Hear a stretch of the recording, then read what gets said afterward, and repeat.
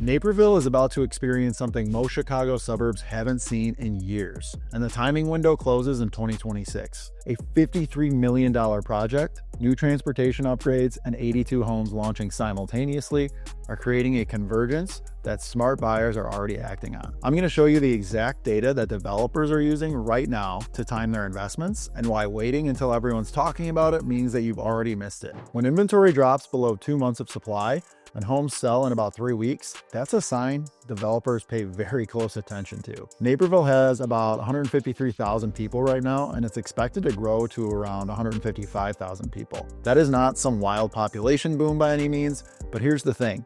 The city keeps growing at a steady pace year after year after year, and it is backed by a strong mix of income, education, and long-term stability, which you don't see everywhere in the Chicago area. We're talking about people who can actually afford to buy these houses. People here care about nice homes, good schools, and solid places to spend their time. And builders know that kind of demand doesn't just disappear. Now here's where the housing market really starts to stand out. The median home sale price lands anywhere from the mid 500,000s to the mid 600,000s, but there are not many homes for sale at these price points. In the fall of 2025, there was really only about 2 months of available homes for sale. A balanced market, for perspective, is about 6 months of available homes for sale. This number that I'm saying, months of available homes for sale, is just a metric we use to measure inventory. It just means if no homes were listed after today, it would take X amount of months for the current homes on the market to sell. If that number is less than 6 months, it's a seller's market. That shortage puts a real pressure on demand and shapes how this market behaves for years, not just months. Again, this is a true seller's market, and supply is very limited, and homes move fast here. The average days on market's about 20 days, but there's many reasons why developers keep going after Naperville. Let me walk you through it. Number one is going to be location. Naperville sits right near I-88 and Route 59 with 2 metro lines that give direct access to downtown Chicago. The trip to Union Station runs about 60 to 65 minutes, which makes this a top choice for professionals who work in the city. Second is the downtown area in Naperville. Naperville has a nationally recognized downtown area with more than 150 shops and restaurants. Developers know that strong downtown areas attract buyers who want walkability and character, not just rows and rows of Pleasantville-style houses and neighborhoods. Third is going to be schools. School districts here rank in the top 75 in the country and top 15 in the entire state. For families moving from Chicago or relocating from other suburbs, school quality plays a huge role, probably the biggest role, honestly, than almost anything else. Now here's what this means for you. If you're comparing Naperville to Elmhurst or Hinsdale, you're looking at similar school quality, but you're saving $200,000 to $400,000 on the same size home. That gap is closing though as Naperville's fundamentals continue to strengthen. And wait until you see what's happening with the commute here, guys, because it changes the math more than most people expect. We'll get there in a minute. But first, here's the kicker. Naperville has produced nearly $5 billion in retail sales, making it the top suburb in that category. This doesn't happen by chance. It happens because the city invests in infrastructure, pulls in commercial growth, and creates an environment where businesses succeed. I mean, guys, developers don't invest millions of dollars on a hunch. They invest because the math makes sense. Developers see a proven track record, they see low inventory, they see strong buyer demand, and they know when infrastructure and commercial growth line up, development activity follows. But here's what triggers that activity in 2026 specifically. It's one corridor transformation that most buyers haven't even heard about yet. Quick note before we dive deeper though, if you're thinking Naperville specifically for a 2026 move, I work with families and professionals that are looking for a perfect match here in the western suburbs every day. I can show you how these project timelines turn into real homes people can actually buy. My contact information is going to be below in the description. I'd love to hear from you. Now let's continue. A $53 million project is changing how people experience Naperville's west side, and most buyers do not even realize it's already underway. Route 59 is still one of the city's busiest commercial corridors, but what's happening now is not simple upkeep or small fixes. We're talking about a multi-year transformation that is changing the feel and function of the entire corridor. Here's what you need to know. City planning documents lay out multi-year phases that include street updates, better access points, and full rebuilds of older commercial sites. The goal is to move away from outdated retail and replace it with modern spaces where people can live, eat, shop, and spend their time. And right in the middle of all this is Block 59. Block 59 is a $53 million redevelopment of the old Westridge Court Shopping Center at Route 59 and Aurora Avenue. This project is turning a 1990-style retail center into a modern walkable dining and entertainment destination. This project includes about 82,500 square feet of new commercial space and a lineup of new restaurants and entertainment spots opening through 2026. Now here's why this matters. The development is bringing in the Cheesecake Factory, Shake Shack, Yard House, and other new big restaurants. This fills a big gap on Naperville's west side, which has always been more residential and has had fewer dining options compared to the other parts of the city. But this is not just about restaurants. The project is also changing how the area actually feels when you are there. You get an open-air plaza where people can hang out. You also get wider walkways that make it easier to move around, and space where events can actually happen. There's better lighting, smoother traffic flow, and overall, it just works better for both people walking through cars and driving by. What this creates is a new center of activity along Route 59, and frankly, it's the kind of downtown experience you used to have to move to Elmhurst or downtown Naperville to get. Now it's coming to the west side of Naperville. So if you're the type of buyer who wants walkable dining and entertainment without paying Hinsdale or downtown Chicago prices, this transformation is exactly why Naperville should be on your radar. You're getting urban-style amenities at suburban price points. Now, the upgrades coming for 2026 matter even more when I show you later the job growth coming to this corridor, so stay tuned for that. And here's the thing about projects like this. They change where people go. They shift traffic. They influence how areas are used for dining, shopping, and entertainment. But first, here's what happens when projects like this start coming together. Developers notice it, and the buyers do too. Homes near Block 59 suddenly get a lot more attention because you're not just buying a house anymore. You're buying into an area that now feels new, active, and worth spending time in. And this is not a one-off project. Route 59 is part of a bigger city plan to modernize the entire corridor. As older shopping centers get replaced with newer, better spaces, more money follows. More businesses show up. More people spend time there. That kind of momentum builds on itself. By the time we get into 2026, several parts of this redevelopment will already be well along, and you're going to start seeing it show up in nearby home values. But here's the key piece. None of that matters if people cannot actually get in and out easily, and that is exactly where the next layer comes in. Cutting 15 minutes off your daily commute while home values keep rising is not a theory. This is what happens when major infrastructure projects are finished. So Naperville is served by 2 metro lines, and the BNSF line is the big one that people use to get downtown.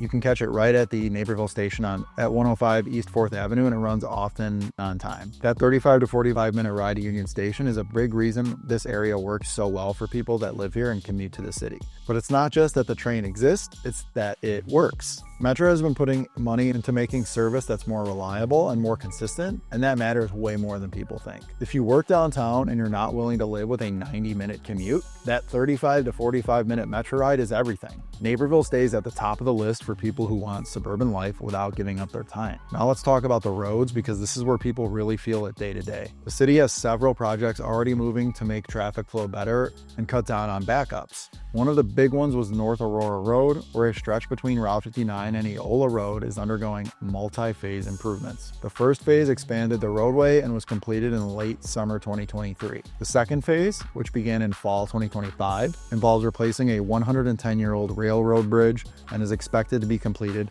by the end of 2027. They're also fixing problem intersections like Book Road and 95th Street, spots everyone knows that get backed up. On paper, that might not sound like a huge deal, but if you drive the same road every single day, those small improvements add up fast and they help with your sanity. Knowing that your drive time is going to be the same every morning makes a huge difference. And here's another big piece that people overlook. The Washington Street Bridge in downtown Naperville was rebuilt and finished in the summer of 2025. That bridge is not a short-term fix. It's designed to last for years and years and years. That tells you a lot. It tells you that the city's not just patching things up, they're planning way ahead for setting this place up for the long-term growth to handle the population increases. Another awesome thing about Naperville is that it has more than 70 miles of trails for walking, biking, and just getting outside.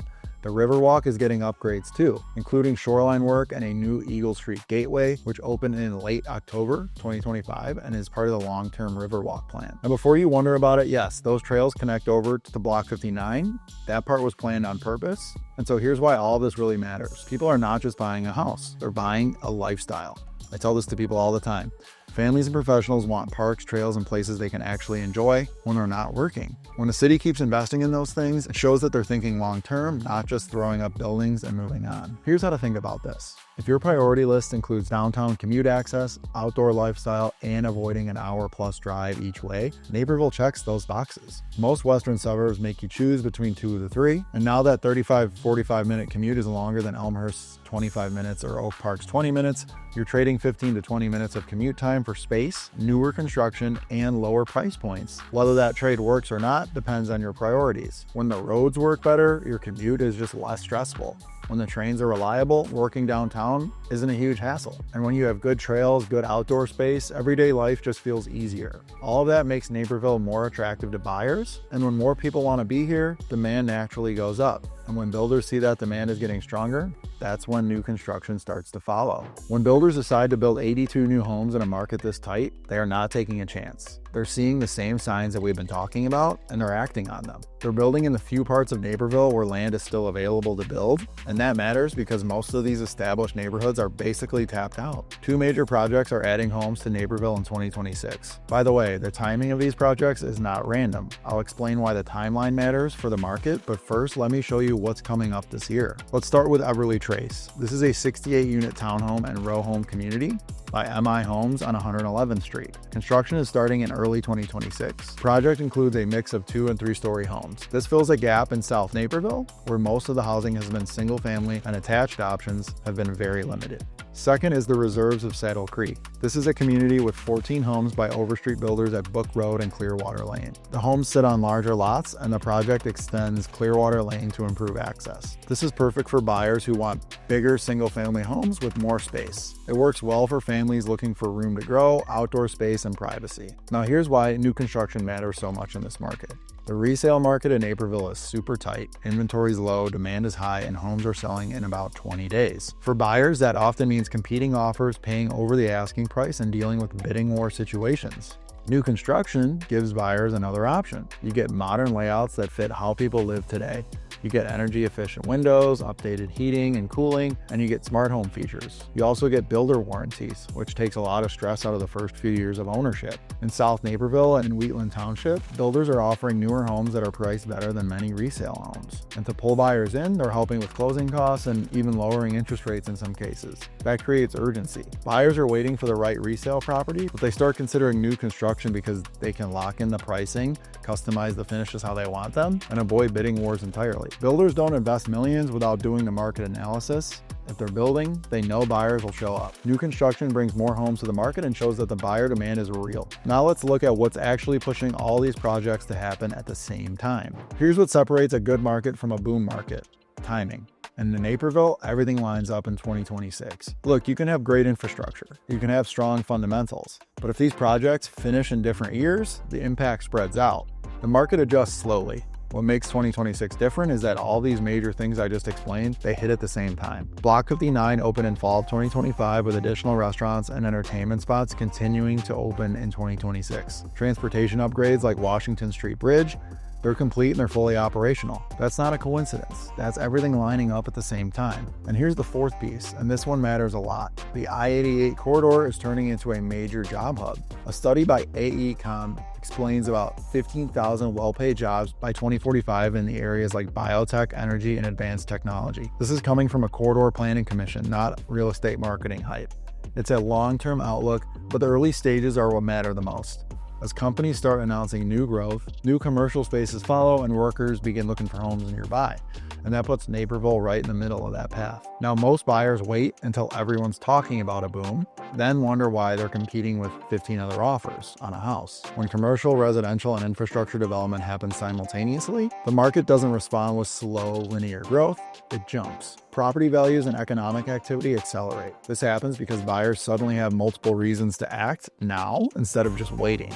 And here's what you need to understand about convergence and timing. Each project might create modest appreciation, but when they all complete within months of each other, the compounding effect is what drives real market surges. That's what 2026 represents for Naperville. It's not speculation. This is what happens when you track development pipelines, infrastructure schedules, and builder timelines.